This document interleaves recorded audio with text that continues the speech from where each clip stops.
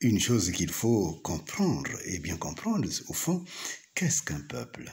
Un peuple, c'est la réunion d'un, deux, trois, quatre hommes, femmes qui vivent dans le même espace culturel, le même espace de compréhension des choses, de civilisation.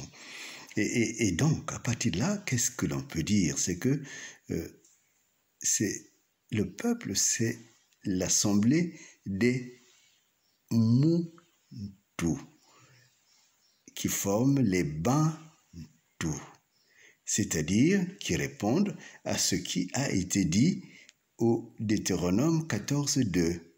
Nous sommes un peuple choisi de Dieu. Et ce peuple choisi de Dieu a les bénédictions qui viennent de Dieu. Je peux vous poser une question. Est-ce que vous êtes sûr que ces mercenaires qui sont sur votre terre, si on leur disait, OK, on vous prend, on vous remet dans votre pays, on vous remet là où vous êtes né, si on prend un Sassou, qu'on le remette dans son village du Bénin, est-ce qu'il serait heureux? Non. Il ferait tout, quitte à tuer tous les Congolais, mais il ferait tout pour rester sur le Congo. Ça signifie quoi? C'est que Dieu vous a choisi et vous a donné une terre qui est riche. Et non seulement des richesses matérielles, culturelles, mais aussi des richesses spirituelles. Et là, nous entrons dans la profondeur, finalement, de ce qu'apporte la prospérité. La prospérité apporte ce qui est unique à un peuple, ce qui développe véritablement un peuple. Et quand nous allons plus loin dans Deutéronome 15, verset 4, c'est le deuxième verset dont je vous parlais, il est dit des choses importantes. Il n'y aura point d'indigents chez toi, c'est-à-dire qu'il est pauvre. Il n'y aura point d'indigents chez toi, car l'Éternel te bénira dans le pays que l'Éternel, ton Dieu, te fera posséder en héritage. Pourvu seulement que tu choisisses, que tu obéisses à la voix de Dieu, ton Dieu, en mettant soigneusement en pratique tous les commandements que je te prescris aujourd'hui. Il n'y aura point d'indigents chez toi. C'est cela la volonté de Dieu. C'est-à-dire que la pauvreté que tu connais, tu ne devrais pas la connaître parce que Dieu t'a tellement pourvu de biens, t'a tellement pourvu de richesses, t'a tellement pourvu d'intelligence, de compétences, que tu ne devrais pas être pauvre. Tu ne devrais pas te demander de quoi.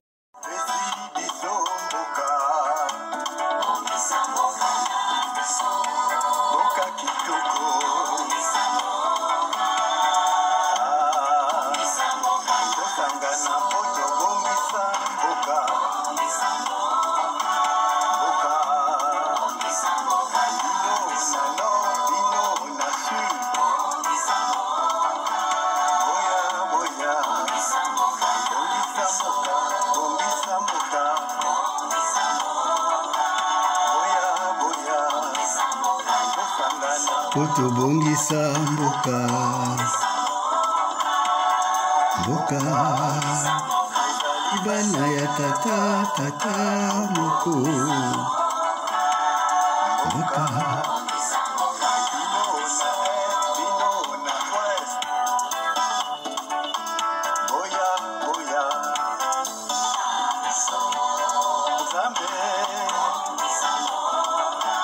Bungisa mboka, toto bungisa mboka.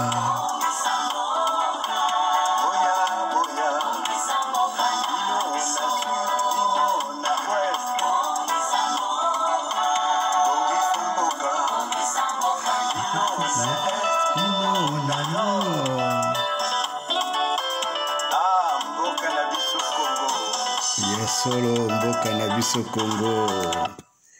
Oui, mboka na biso Congo. Nous sommes une terre bénie et on ne l'a pas gardée, on ne l'a pas cultivée. Et je voudrais qu'à partir de cette réflexion, vous tournez votre regard non plus vers l'étranger, mais vers notre terre. Il faut que notre terre, avec si peu d'habitants, puisse devenir un objet de la gloire de Dieu. Oui, nous ne devrions pas être indigents. Et je crois que c'est cela qui est important à savoir.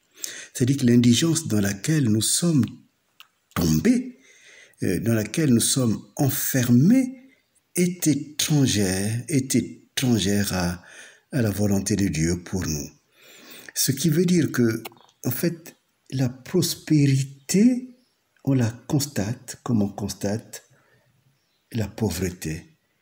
Ce qui veut dire également que nous n'avons pas cultivé les vertus nécessaires pour que cette prospérité devienne comme un arbre qui grandit au bord d'un fleuve d'eau, rempli d'eau.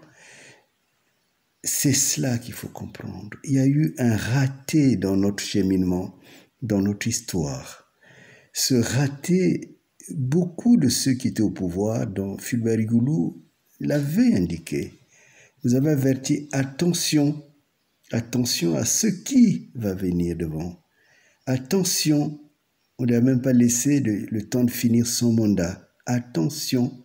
Et c'est important à savoir. Dans ce verset 15, il dit, il y a une condition, c'est que vous puissiez obéir à la volonté de Dieu. Continuez donc à être un peuple choisi par Dieu, sous son regard, alors personne ne viendra vous dominer. Et si le Congo est dominé, je crois qu'il est important que chacun de nous fassions le point nous-mêmes.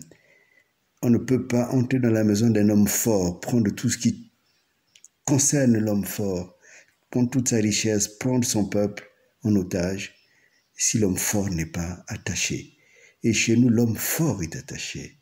Et il faut donc, en revenant à Dieu, libérer l'homme fort. Et cet homme fort n'est autre que Dieu lui-même. Donc, ce pouvoir va être renversé, mais il faut impérativement apprendre à vivre avec le pouvoir que Dieu donne, apprendre à garder le pouvoir que Dieu donne, apprendre à cultiver toutes les richesses que Dieu donne.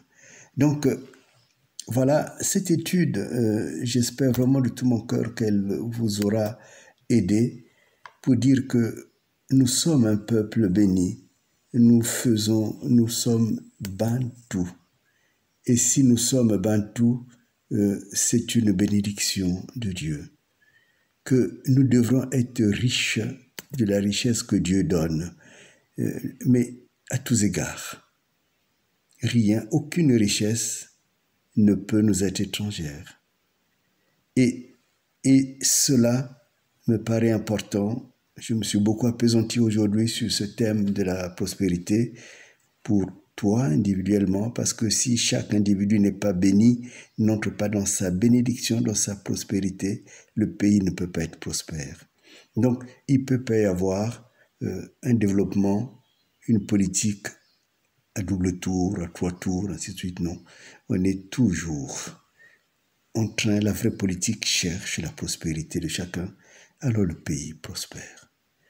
Et la mauvaise politique, qu'on appelle la mauvaise gouvernance, tient au fait que les gens qui sont là, ils ont comme un effet d'aubaine. Ils ont l'opportunité de voir un pays riche et dont les Congolais eux-mêmes n'ont pas la conscience d'être riches. Les Congolais eux-mêmes ne se savent pas riches, indépendamment de la richesse de la terre, de tout cela. Mais est-ce que vous savez que vous-même, vous qui me regardez, vous êtes riche? Vous êtes une richesse choisie par Dieu et choisie spécialement pour le Congo. Est-ce que vous vous représentez comme une terre riche, vous? C'est cela qu'il faut déjà régler.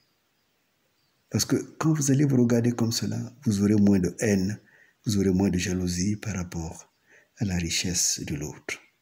Et vous ne serez pas impressionné par celui qui vient voler votre richesse.